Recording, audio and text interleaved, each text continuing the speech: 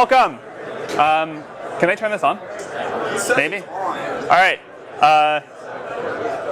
Can people hear in the back? Can you guys hear me? Is the mic on? No? Maybe you can ask them to turn it on. Maybe we can get a big, there we go. All right. Maybe we can get a bigger auditorium, we'll see. So welcome to CS 183B. I'm Sam Altman, I'm the president of Y Combinator. 9 years ago, I was a Stanford student, and then I dropped out to start a company, and then I've been an investor for the last few.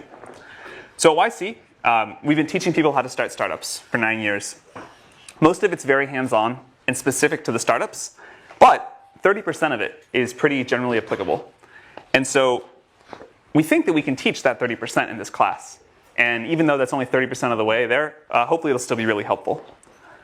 We've taught a lot of this at YC already, but it's all been off the record. And this is the first time that a lot of what we teach in YC is going to be on the record. So we've invited some of our best speakers to come and give the same talks they give at YC. We've now funded 720 companies. And so we're pretty sure that a lot of this advice is pretty good. We can't fund every startup yet, but we can hopefully make this advice very generally available. Guest speakers are going to teach 17 of the 20 classes. I'm only teaching 3. Counting YC itself, every guest speaker has been involved in the creation of a $1 billion+ company. So the advice shouldn't be that theoretical. It's all from people who have done it. All of the advice in this class is geared towards people starting a business where the goal is hypergrowth and eventually building a very large company. Much of it doesn't apply in other cases, and I want to warn people up front that if you try and do these things in a lot of big companies or non-startups, it won't work. It should still be interesting. I really do think that startups are the way of the future, and it's worth trying to understand them. But startups are very different than normal companies. So over the course of today and Thursday, I'm going to try to give an overview of the 4 areas that you need to excel at in order to maximize your chances of success at a startup. And then throughout the course, the guest speakers are going to drill into all of these in more detail. So the 4 areas. You need a great idea, a great product, a great team, and great execution. These overlap somewhat, but I'm going to have to talk about them somewhat individually to make it make sense. You may still fail. The outcome is something like idea times product times execution times team times luck, where luck is a random number between 0 and 10,000, literally that much. But if you do really well in the 4 areas you can control, you have a good chance at least some amount of success. One of the exciting things about startups is that they are surprisingly even playing field. Young and inexperienced, you can do this. Old and very experienced, you can do this too.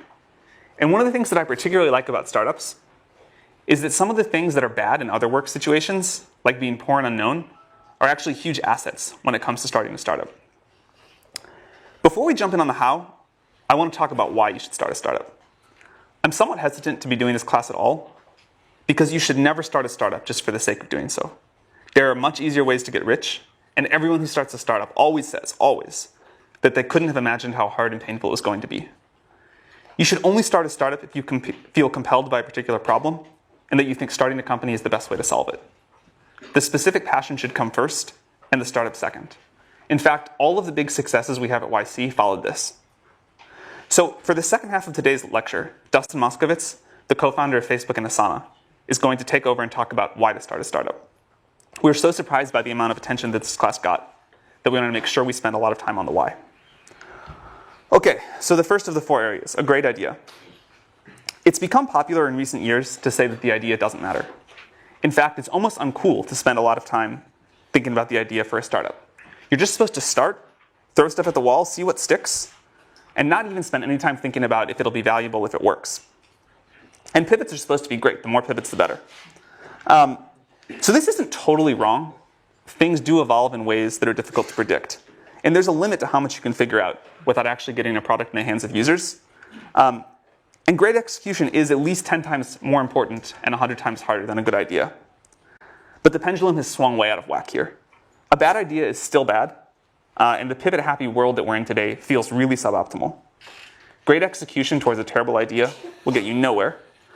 There are exceptions, of course, but most great companies start with a great idea, not a pivot. If you look at successful pivots, they almost always are a pivot into something the founders themselves wanted, not a random made-up idea. Airbnb happened because Brian Chesky couldn't pay his rent, but he did have some extra space. In general, though, if you look at the track record of pivots, They don't become big companies. I myself used to believe ideas didn't matter that much, but I'm very sure that's wrong now. The definition of the idea as we talk about it is very broad. It includes the size and the growth of the market, the growth strategy for the company, the defensibility strategy, and so on. When you're evaluating an idea, you need to think through all these things, not just the product.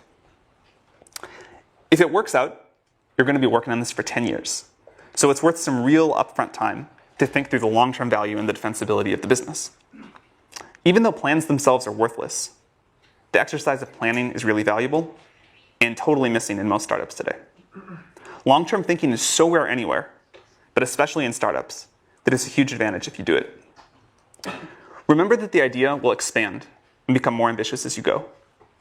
You certainly don't need to have everything figured out in a path from here to world domination, but you really want a nice kernel to start with. You want something that can develop in interesting ways. As you're thinking through ideas, another thing that we see young founders get wrong all the time is that someday you need to build a business that's difficult to replicate. This is an important part of a good idea. I want to make this point again because it's so important. The idea should come first and the startup should come second. Wait to start a startup until you come up with an idea you feel compelled to explore. This is also the way to choose between multiple ideas. If you have several ideas that all seem pretty good, work on the one that you think about most often when you're not trying to think about work. But we hear again and again from founders that they wish they had waited to start a startup until they came up with an idea that they really loved. Another way of looking at this is that the best companies are almost always mission-oriented. It's difficult to get large groups of people to the extreme levels of focus and productivity that you need for a startup to be successful, unless the company feels like an important mission. And it's usually really hard to get that without a great founding idea. A related advantage of mission-oriented ideas is that you yourself will be dedicated to them. It takes years and years, usually a decade, to create a great startup. If you don't love and believe in what you're building, you'll likely to give up at some point along the way. There's no way I know of to get through the pain of a startup without belief that the mission really matters. A lot of founders, especially students, believe that their startup's only going to take 2 or 3 years, and then after that they'll work on what they're really passionate about. That almost never works. Good startups usually take 10 years. A third advantage of mission-oriented companies is that people outside the company are more willing to help you. You'll get more support on a hard, important project than a derivative one. When it comes to starting startups, in many ways, it's easier to start a hard startup than an easy startup. This is one of those counterintuitive things that takes people a long time to understand. It's difficult to overstate how important being mission-driven is, so I want to emphasize it one last time. Derivative companies, companies that copy an existing idea with very few new insights, don't excite people, and they don't compel the teams to work hard enough to be successful. Paul Graham is going to talk about how to get startup ideas next week. It's something that a lot of founders struggle with, but it's something I believe you can get better at with practice. And it's definitely worth trying to get better at. The hardest part about coming up with great ideas is that the best ideas often look terrible at the beginning. The 13th search engine, and without all the features of a web portal, most people thought that was pointless. Search was done, and anyway, it didn't matter that much. Portals were where the value was at. The 10th social network, and limited only to college students with no money, also terrible. MySpace had won, and who wants college students as customers? Or a way to stay on strangers' couches. That just sounds terrible all around. These all sounded really bad, but they turned out to be good. If they had sounded really good, there would have been too many people working on them.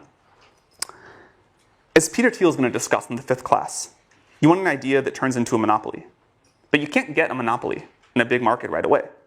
Too much competition for that. You have to find a small market in which you can get a monopoly and then quickly expand.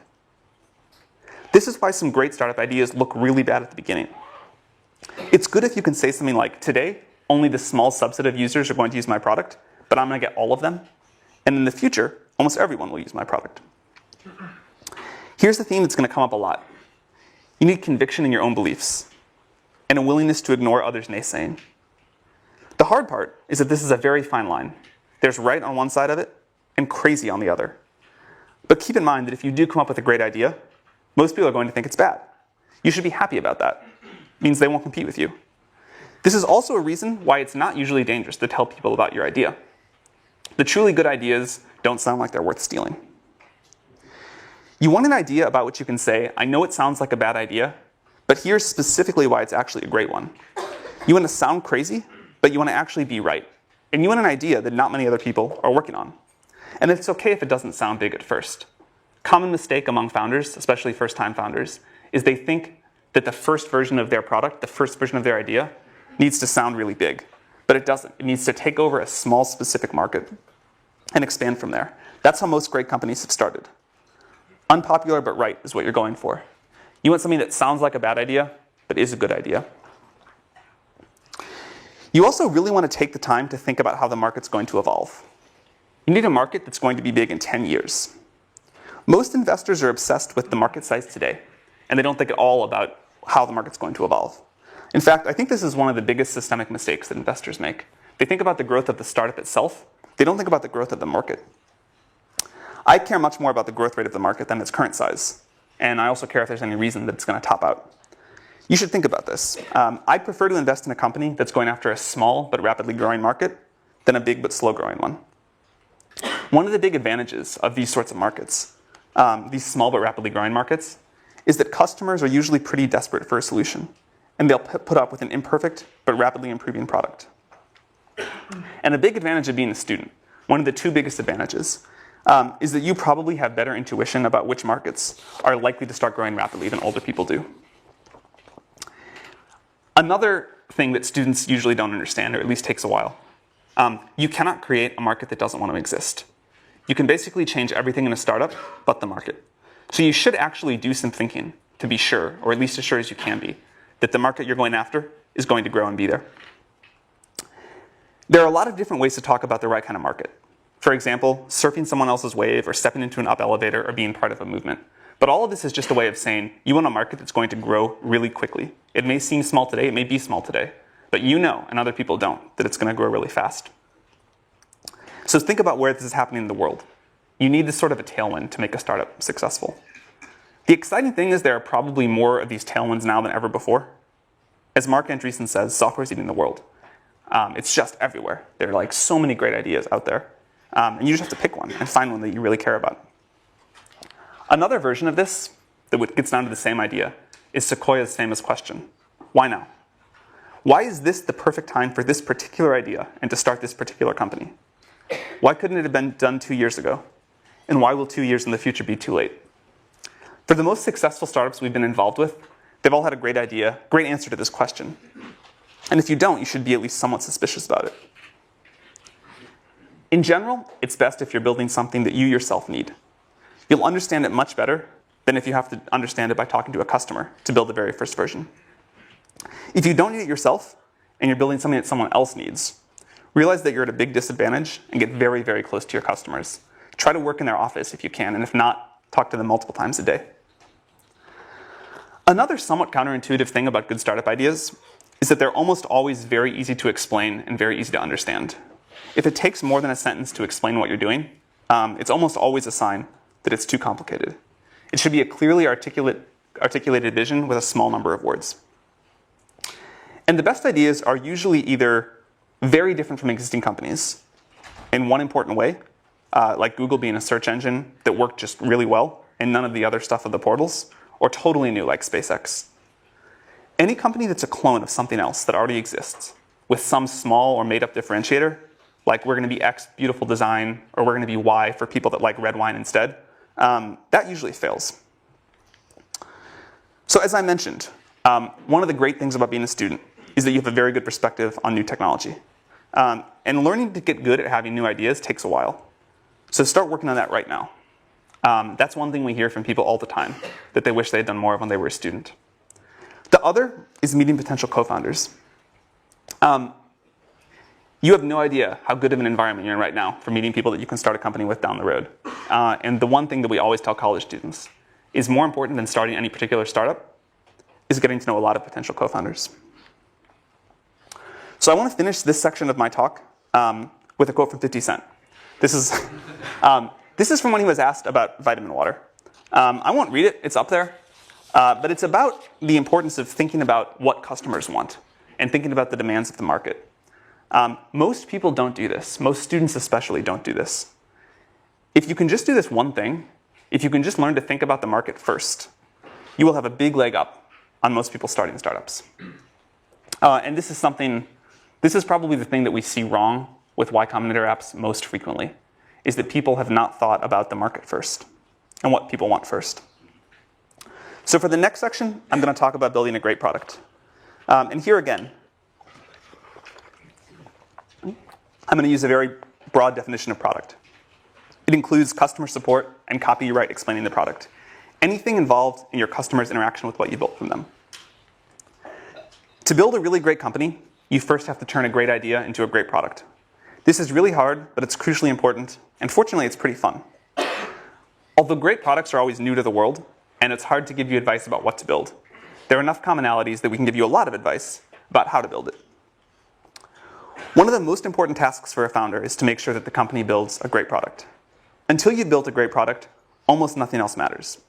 When really successful startup founders tell the story of their early days, it's almost always sitting in front of the computer working on their product or talking to their customers. That's pretty much all the time. They do very little else. And you should be very skeptical if your time allocation is much different. Most other problems that founders are trying to solve, raising money, getting more press, hiring, business development, etc., these are significantly easier when you have a great product.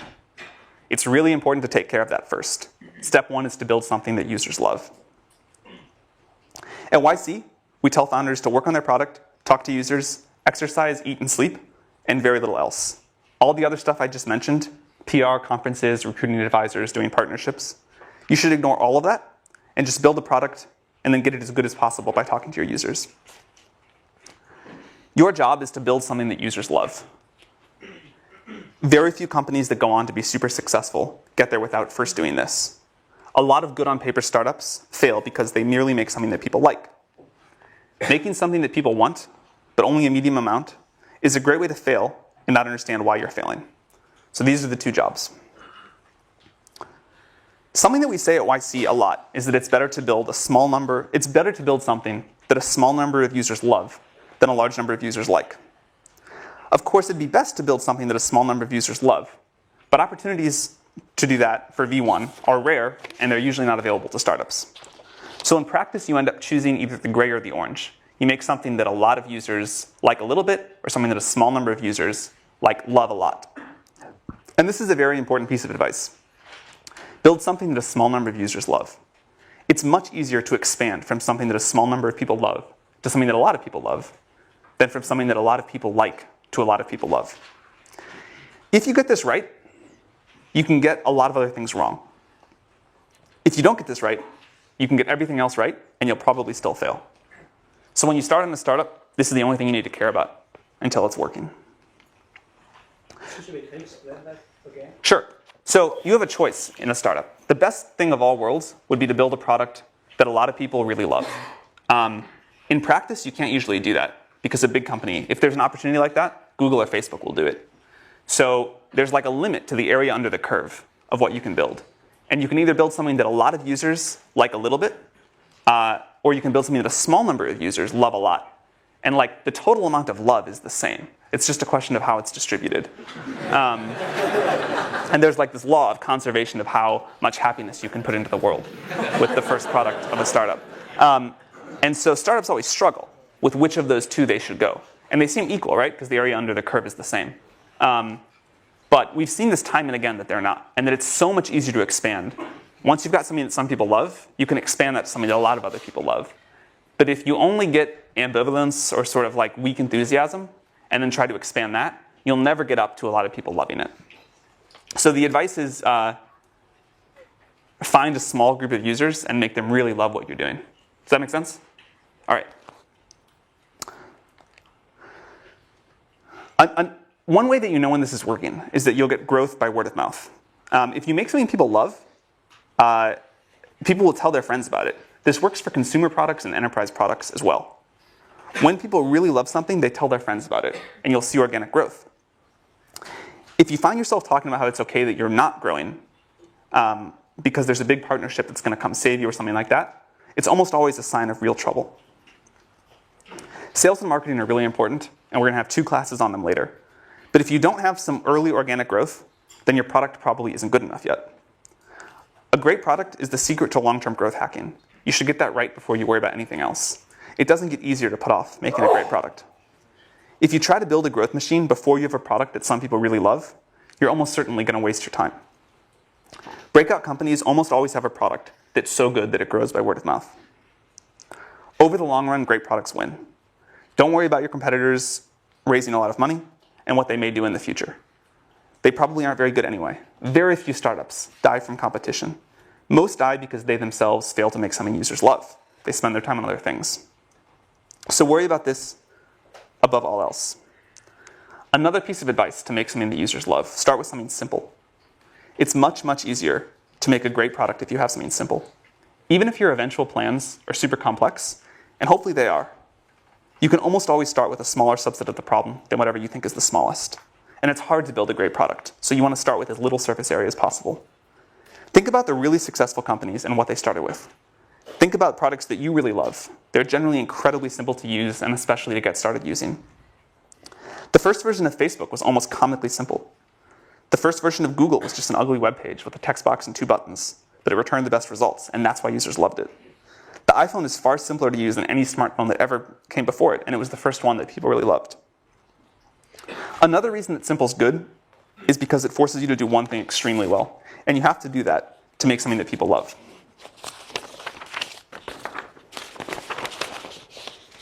The word fanatical comes up again and again when you listen to successful founders talk about how they think about their product. Founders talk about being fanatical in the way they care about the quality of the small details, fanatical in getting the copy that they use to explain the product just right, and fanatical in the way they think about customer support.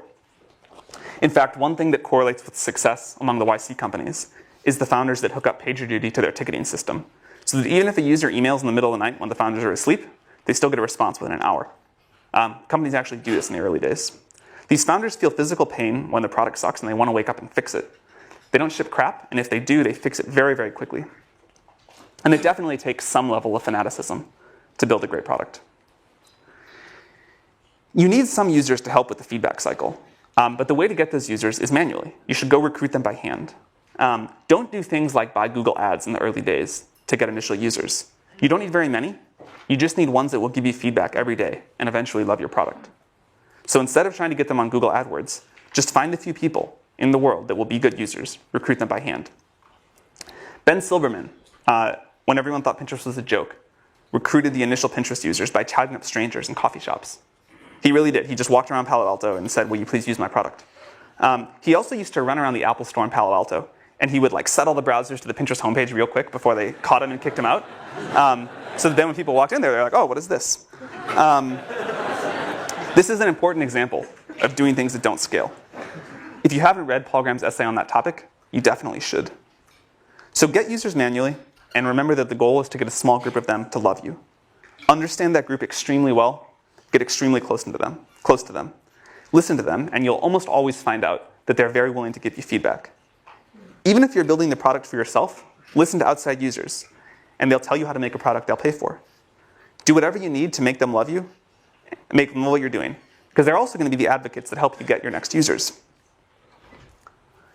You want to build an engine in the company that transforms feedback from users into product decisions. Then get it back in front of the users and repeat. Ask them what they like and what they don't like, and watch them use it. Ask them what they pay for. Ask them if they'd be really bummed if your company went away. Ask them what would make them recommend the product to their friends. And ask them if they've recommended it to any yet. You should make this feedback loop as tight as possible. If your product gets 10% better every week, that compounds really, really quickly.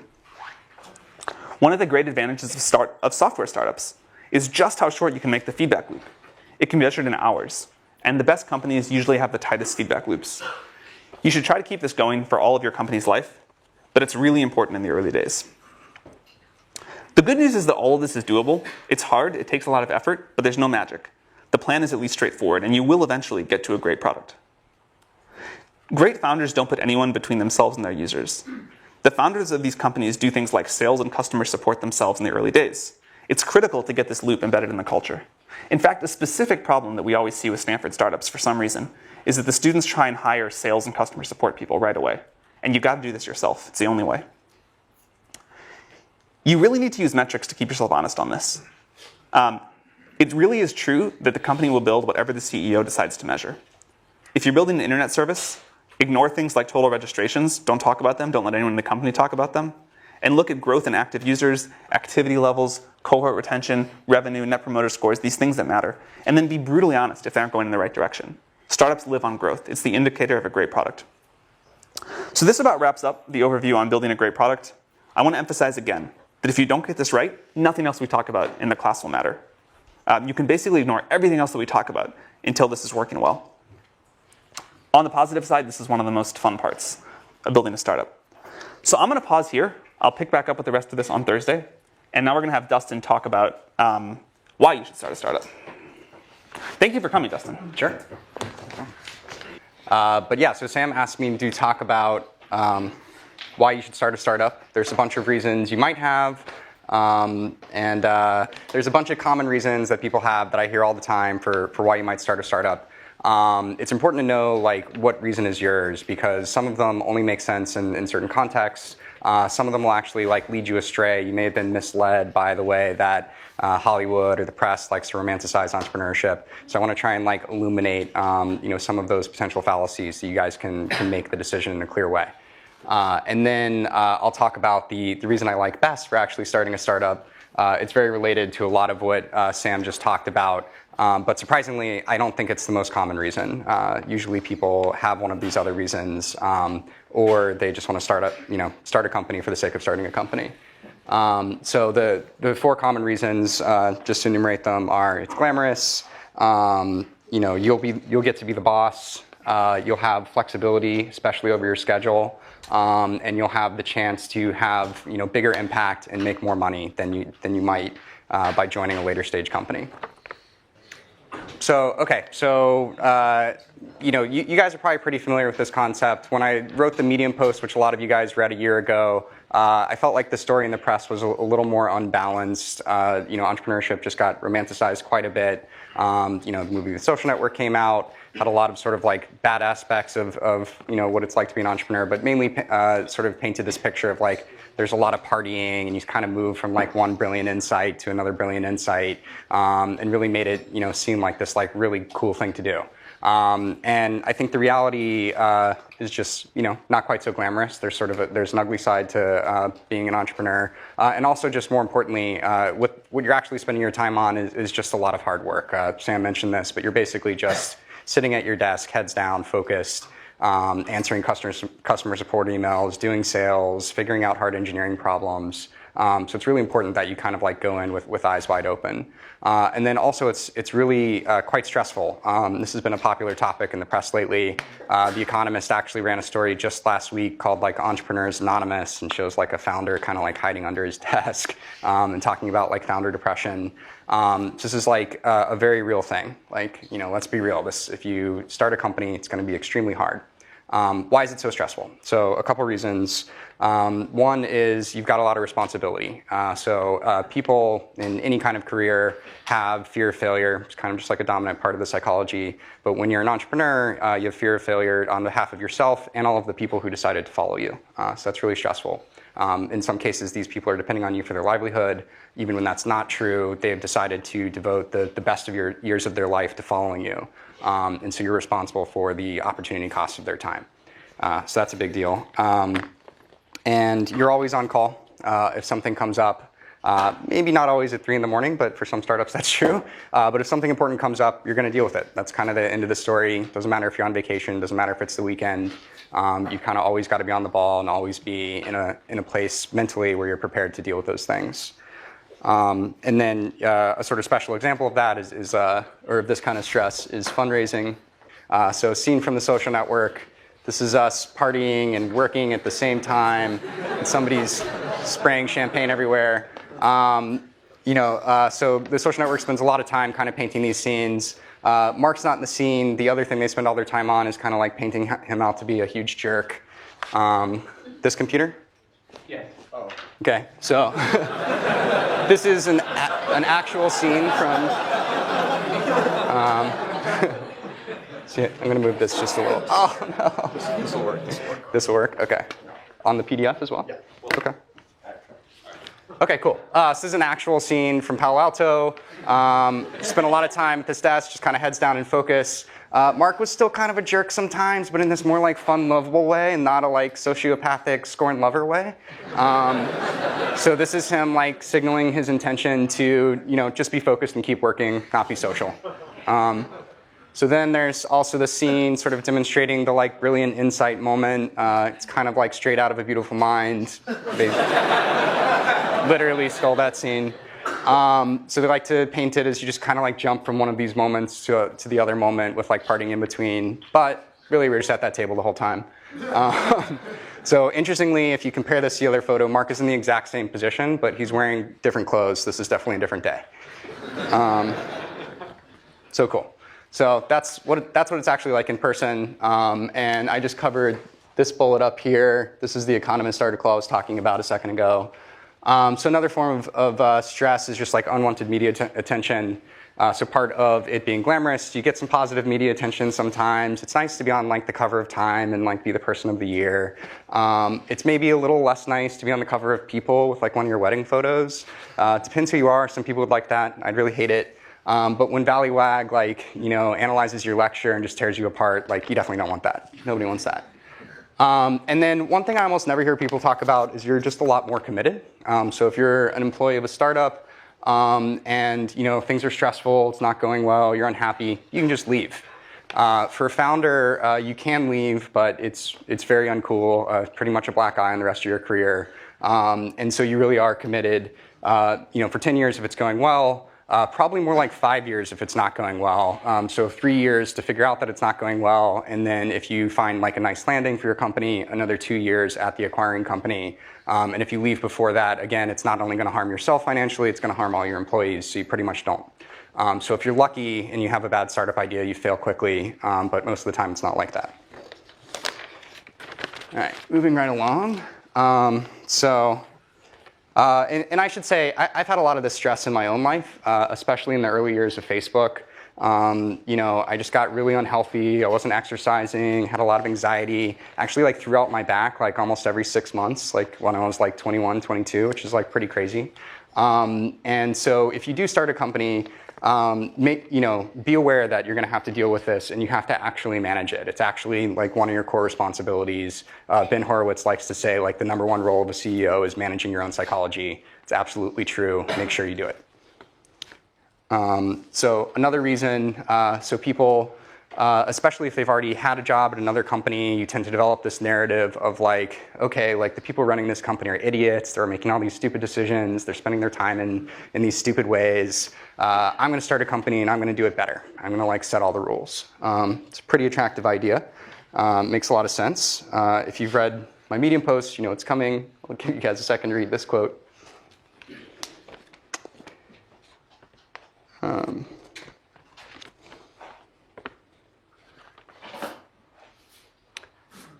Cool. So this really resonates with me. And one thing I'd point out is, the reality of these decisions is pretty nuanced. The people you thought were idiots probably weren't idiots. They probably just had like a really difficult decision in front of them, and people pulling them in multiple directions. So the most common thing I have to spend my time on and focus my energy on as a CEO is like the problems that like other people are bringing to me, the other priorities that people create. And it's usually in the form of a conflict. People want to go in different directions, or like customers want different things. And like I might have my own opinion about that. But really the game I'm playing is like, who do I disappoint the least? And like just trying to like navigate all these difficult situations. And even on a day-to-day basis, I might come in on Monday and like have all these grand plans for like how I'm going to improve the company and what I'm going to spend my time on. But then if like an important employee is threatening to quit, that's what I'm spending my time on. That's my number one priority.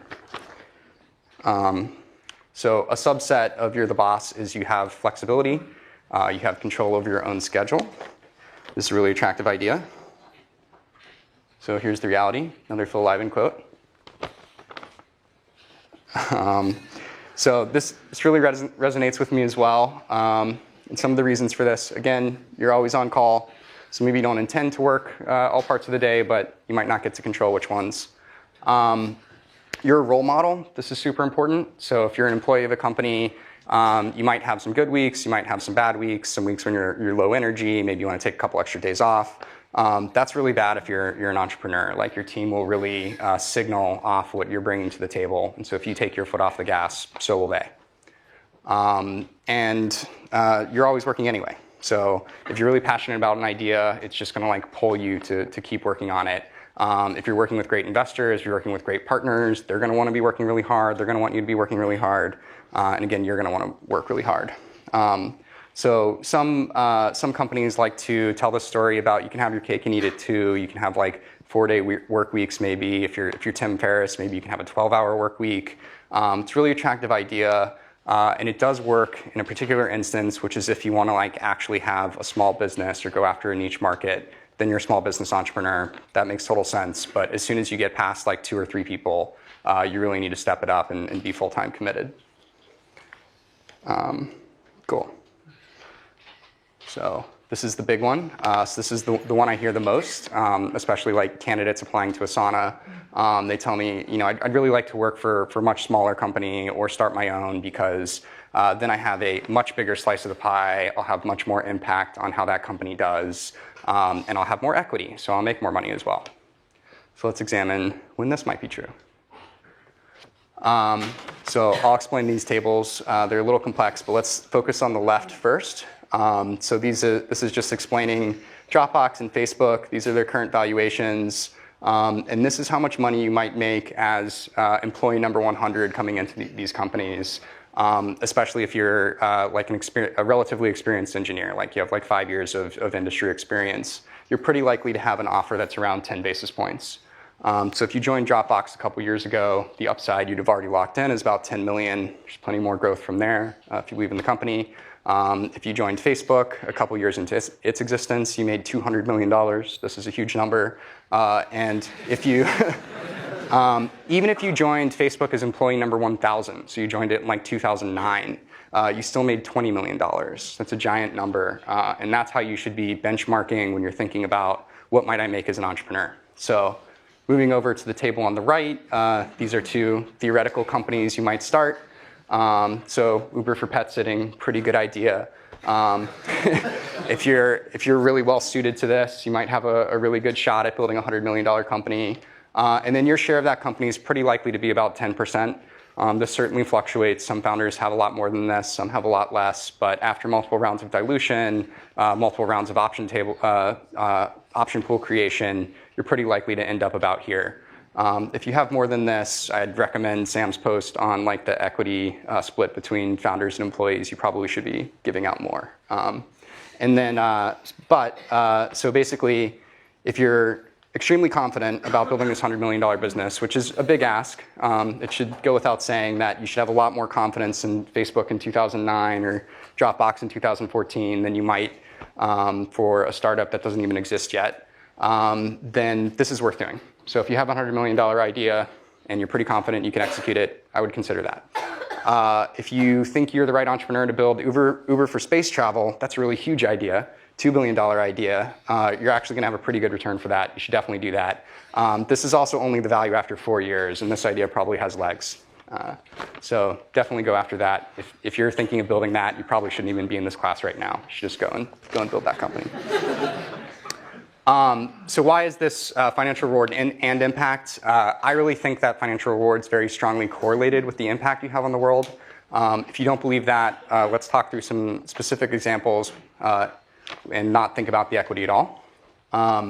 So why might joining a late-stage company actually provide you a lot of impact? You get this force multiplier. They have an existing massive user base. If it's Facebook, it's 1 billion users, or if it's Google, it's 1 billion users. They have existing infrastructure you get to build on. That's also increasingly true for new startups, thanks to like AWS and all these like awesome independent service providers. But you usually get some like proprietary technology and it's all maintained for you. It's a pretty great place to start. And you get to work with a team and they'll help you just leverage your idea into something great. So a couple specific examples. Brett Taylor came into Google as around employee number 1,500, and he invented Google Maps. This is a product you guys probably use every day. I used it to get here, and it's used by hundreds of millions of people all around the world. Didn't need to start a company to do that. Did happen to get a big financial reward, but the point is you had massive impact. My co-founder, Justin Rosenstein, joined Google a little later after Brett. He was a PM there. And just as a side project, he ended up prototyping Chat, which used to be a standalone app, as integrated into Gmail, like you see it in the upper right there. And before he did that, like, people didn't even think you could do chat over Ajax or chat in the browser at all. And he just kind of like demonstrated it and showed it to his team, and then they made it happen. And again, this is probably a product most of you use maybe every day. And then perhaps even more impressively, shortly after that, JR left. He became employee round number 250 at Facebook, and he led a hackathon project along with people like Andrew Bosworth and Leah Pearlman to create the like button. So this is one of the most popular elements anywhere on the web, totally changes how people use it. And again, didn't need to start a company to do it, and almost certainly would have failed if he had tried, because he really needed the distribution of Facebook to make it work. So important to keep in mind the context for what kind of company you're trying to start, and like, where will you actually be able to make it happen? So what's the best reason? So Sam already talked about this a little bit, but basically you can't not do it. You're super passionate about this idea. You're the right person to do it. You've got to make it happen. So how does this break down? So we're getting close to the end here. Am I doing time? Cool. Sweet, perfect. This is sort of like a wordplay.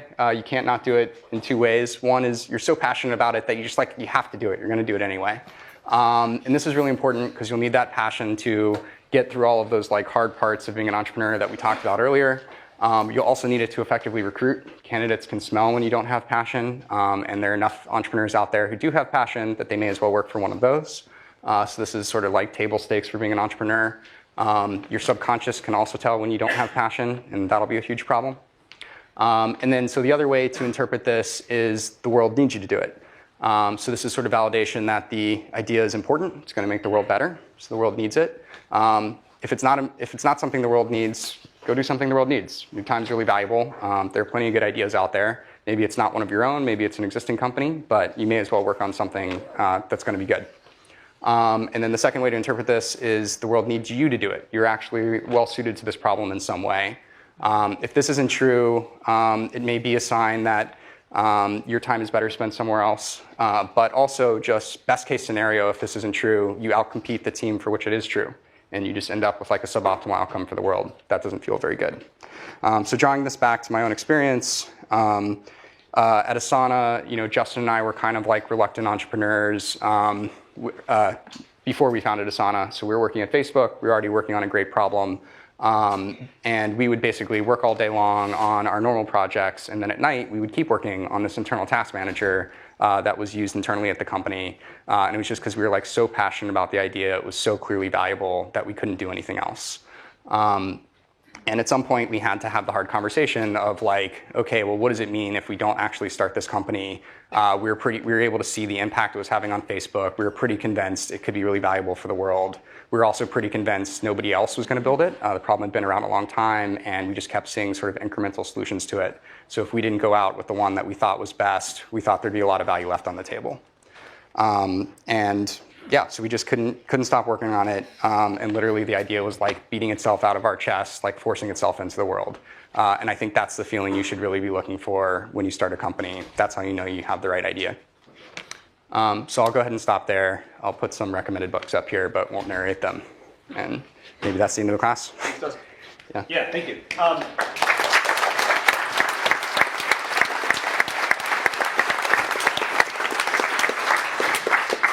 Maybe Dustin can stick around for a few minutes if you have questions for him. And see you Thursday. Thank you.